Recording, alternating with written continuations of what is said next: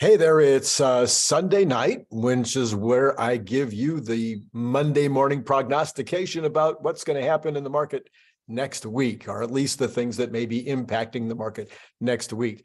It's going to be a kind of a short list this week, but we'll see a few things that are likely to be impactful. All right, this is Randy Kirk. Like and subscribe and do all those things. Still looking for folks who want to be participating in the news opportunity, the news channel, however you want to call it. So looking for $50 and $100 Patreons called Plaid, and go to my Patreon and sign up for that. Okay. The number one driver this week is probably going to be the Fed, because the Fed chairman is going to speak to the Senate on Tuesday.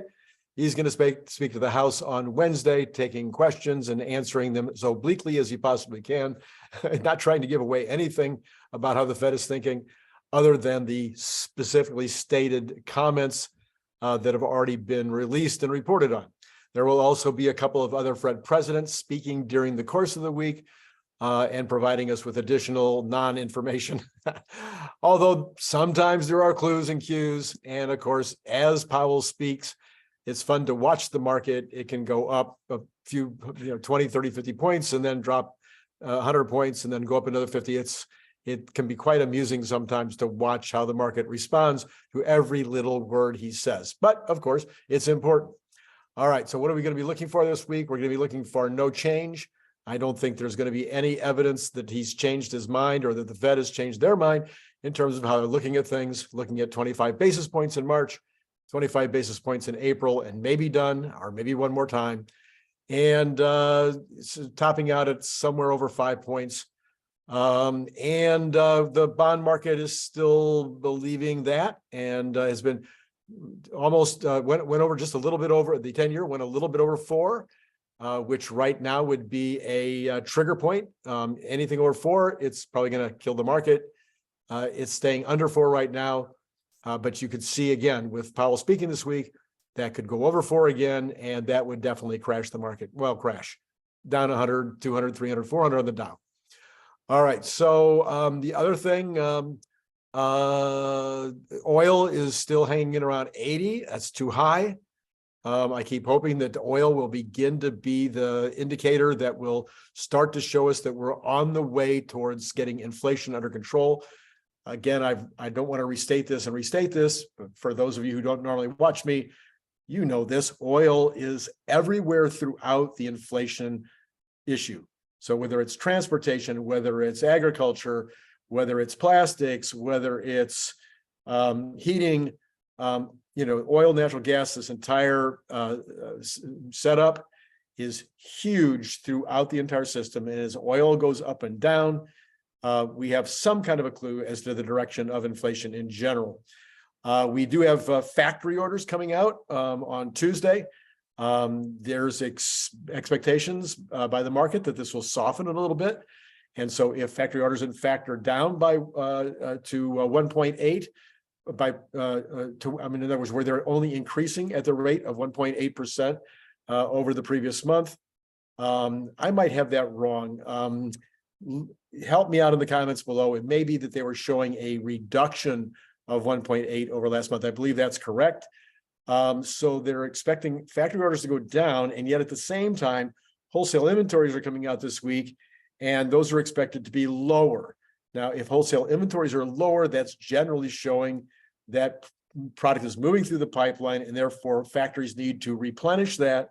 So that would suggest factory orders should be up, or vice versa. If factory orders are down, that would indicate they're not getting orders, and so typically that would be because the wholesale inventories are strong. So these two don't fit each other in terms of the way that the market is analyzing what's going to take place this month, but it could be a lagging situation.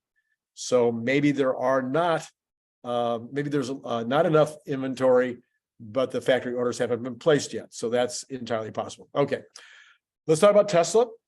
Tesla has a tendency to do after one of these big shows, a big event, they have a tendency to go down, which they did. They have a tendency to recover a big part of that the following day, which they did. And then there's a tendency on the part of Tesla to then see increases for the next couple of weeks, getting back past the old high and moving on to some new territory. I definitely expect this to take place. Now, there's so many reasons why it may not. Bad numbers out of China, bad numbers out of Europe. We've seen some numbers out of Europe this week. Tesla has reported that there's inventories building up and that Tesla has reduced prices on existing inventory by 6%. That's a pretty big reduction, but that's not necessarily reducing prices going forward. One thing to take into consideration, Tesla is producing a lot more Model Ys and 3s worldwide. And so those need to be absorbed into a kind of a flattish economy. So it's possible that they're not absorbing them as fast as they'd like to. I don't have enough evidence of that yet. The people that I trust don't have enough evidence of that yet. Troy Tesla tends to be pretty conservative and kind of negative, and he suggests that this is not good news. We'll see. If Tesla has the pricing power to be able to manipulate around these prices and still make good margins. So I'm not at all negative or worried about this. I'm impressed by their flexibility and by their nimbleness at moving pricing by market, by product, as they see demand generating up, generating down. Okay, so a lot of evidence coming in over the last couple of months that the retail investors are back big time into Tesla. It is the #1 product that retail investors are investing in.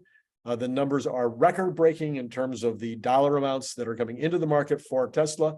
And at the same time, institutional investors are also showing record inflows into Tesla stock. So that makes sense when you've got a market move like we saw, almost doubling, in fact, doubling for a bit over the course of that 2 months, and now being just down around doubling. So will these inflows continue? Is that evidence that the market is beginning to believe the story or see the new story, get the new story? We need to see another month or so of activity before we can really make that judgment.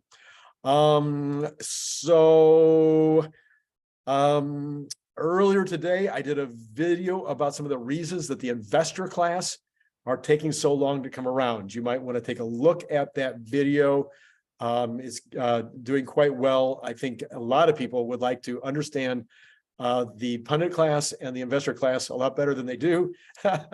And I came up with 11 reasons why I think these folks, these pundits on television, the analysts that work for the big Wall Street firms are completely out of touch.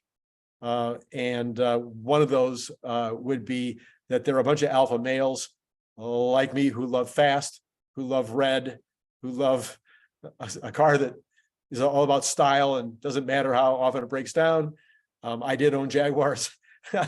So there are a bunch of folks like me, and they do not at all understand the average person out there buying a car. Average person out there buying a car is looking for safety and efficiency.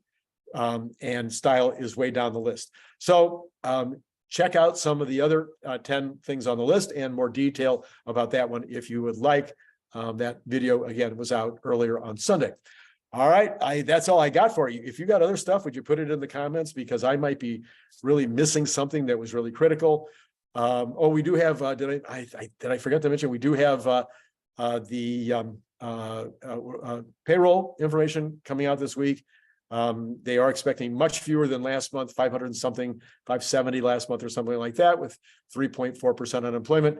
They are expecting more like 200 and something thousand new jobs this month, with, I think, the unemployment number staying about the same. It would take a lot to break the market on that number unless it was really negative. And then even then, I think the market would need to see 2 or 3 months in a row. So that's all I got. Hey, it's been great talking to you.